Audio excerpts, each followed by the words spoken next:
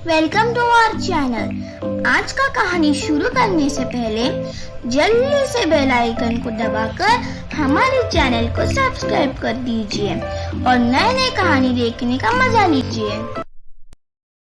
ये क्या? तुम तो कह रहे थे कि अमर मर चुका है, तो फिर ये कौन है? ये बात तो मेरे समझ के बाहर है। उस ट्रक ड्राइवर ने खुद मुझे कॉल करके बोला था कि उसकी ट्रक से अमर का एक्सीडेंट हो गया है और उसके आंखों के सामने अमर मर चुका है। यहाँ तक कि उसने ये भी बोला था कि प्रताप ठाकुर ने अमर का अंतिम संस्कार भी कर चुका है। अगर अमर मर चुका है तो फिर ये कौन है? कहीं वो ड्राइवर तुमसे झूठ तो नहीं बोल रहा है? माला की बातें सुनकर विक्रम उस ट्रक ड्राइवर को फोन करता है। पांडे, तुमने मुझसे 20 लाख रुपए लिए थे अमर को मारने के लिए। तुमने मुझे ये कहा था कि अमर उस दिन तुम्हारी ट्रक के एक्सीडेंट में मर चुका है, लेकिन अमर तो जिंदा है। वो अब यहाँ घर आ चुका है। तुमने मुझसे झूठ क्यों बोला पांडे? तुम्हें ये झूठ बहुत भारी पड़ेगा। मैं तुम्हें नहीं छोड़ूंगा पांडे। ये आप क्या कह रहे हैं सर? अमर जिंदा कैसे हो सकता है? मैंने खुद उसे मरते हुए अपनी आंखों से देखा है। प्रताप ठाकुर और उसका दोस्त खुद उन दोनों अमर का अंतिम संस्कार किया था और ये सब मैंने अपने आंखों से देखा है।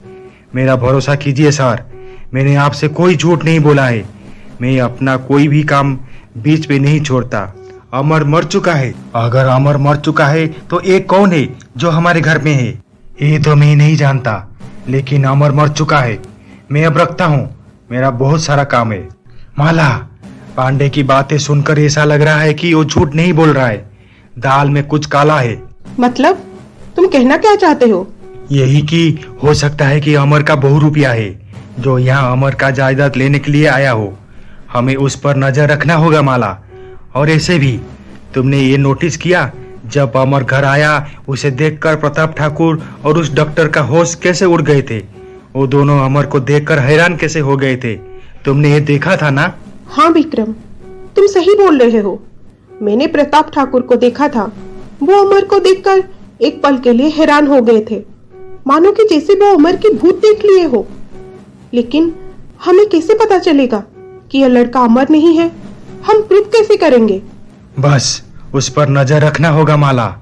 वो बहुरूपिया जितना चालाक क्यों ना हो, वो कभी ना कभी गलती जरूर करेगा। बस उसका फायदा हमें उठाना है।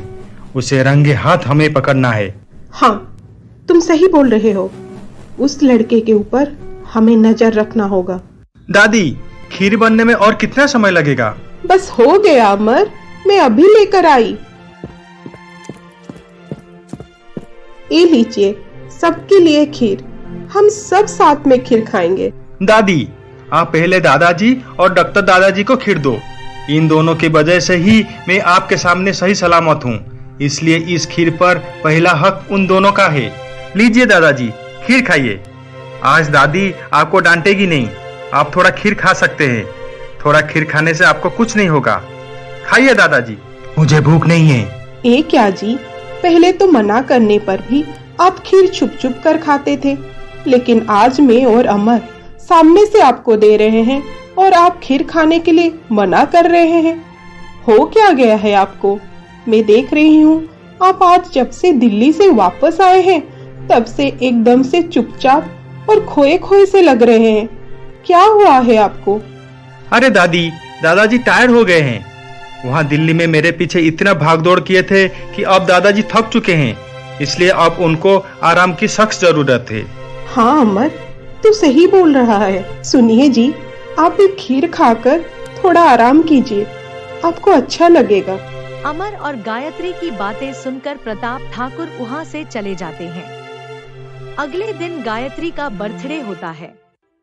अमर सुबह जल्दी उठकर मंदिर जाकर गायत्री के लिए प्रसाद लेकर आता है। हैप्पी बर्थडे दादी, ये लीजिए प्रसाद। तू इतनी जल्दी मंदिर जाकर आ गया अमर? ये क्या दादी, आपके जन्मदिन पर मैं हर साल तो इस तरह मंदिर जाता हूँ और आपके लिए भगवान का प्रसाद लेकर आता हूँ। इसमें हैरान होने की बात क्या है?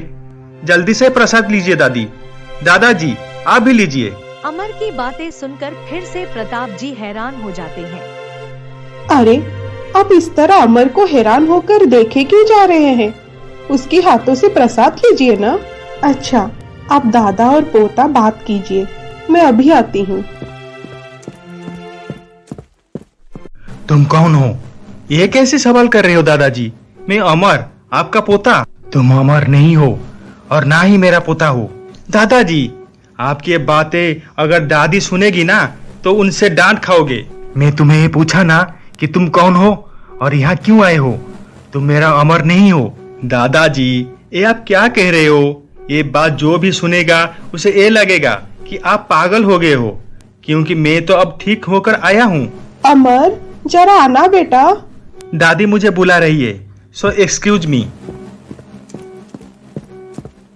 उस दिन शाम को जब गायत्री तैयार होकर नीचे आ रही थी तब उसका पैर फिसला और वो सीढ़ियों से नीचे गिर जाती है। ये देख उसे तुरंत हॉस्पिटल में एडमिट करवाया जाता है। विनोद, क्या हुआ? गायत्री कैसी है? प्रताप, चिंता की कोई जरूरत नहीं है। भाभी जी को खून बहुत गया है, उन्हें खून की जरूरत है। डॉक्टर दादाजी, आप मेरा खून लीजिए, मैं दादी को खून दूंगा। नहीं, तुम गायत्री को खून नहीं दोगे। दादाजी, आप मुझे दादी को खून देने के लिए क्यों मना कर रहे हो? आपको तो पता है कि दादी और मेरा ब्लड ग्रुप सेम है और मैं पहले भी एक बार दादी को खून दे चुका हूँ। डॉक्टर दादाजी, इस बार भी मैं अपने दादी को खून दूंगा। आप मेरा ब्लड दादी को दीजिए। अच्छा ठीक है, चलो मेरे साथ। ये कैसा हो सकता है? उस लड़का का खून गायत्री के खून के साथ कैसे मिल गया? विनोद, तू तो जानता है ना कि ये लड़का हमारा अमर नहीं है, तो फिर उसका खून गायत्री के खून के साथ कैसे मैच किया? मुझे तो कुछ भी समझ में नहीं आ रहा है। एक ही शक्ल, हाव भाव एक जैसा। उसे अमर के बारे में और हमारे परिवार के बारे में जानना, ये सब कैसे हो सकता है? और तो और आज उसका खून गायत्री के खून के साथ मैच हो गया। मुझे तो कुछ भी समझ में नहीं आ रहा है। मैं भी जानता हूँ और तू भी जानता है कि ये लड़का अमर नहीं है, लेकिन गायत्री नहीं जानती। वो तो उसे ही अपना अमर मानती है। मैं अब क्या करूं? मैं दिन ब दिन उलझन में फंसते जा रहा हूं विनोद।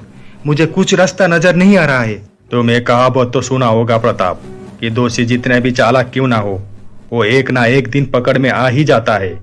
इसलिए तुम्हें उस लड़के को शक की नजर से ना देखकर थोड़ा नॉर्मल हो जाओ। तुम्हें नॉर्मल होता हुआ देखकर वो कुछ ना कुछ गलत जरूर करेगा, तब हम उसे रंगे हाथ पकड़ेंगे और उसे एक्सपोज करेंगे। इसलिए तुम्हें बहुत शांति से सोच समझकर कदम उठाना पड़ेगा। हॉस्पिटल से गायत्री डिस्चार्ज होने के बाद अमर उसका बहुत अच्छी तरह से ख्याल रखता है। ये देखकर प्रताप ठाकुर और भी ज्यादा हैरान और टेंशन में आ जाते हैं। अब आगे क्या होने वाला है, जानने के लिए देखिए हमारा अगला एपिसोड।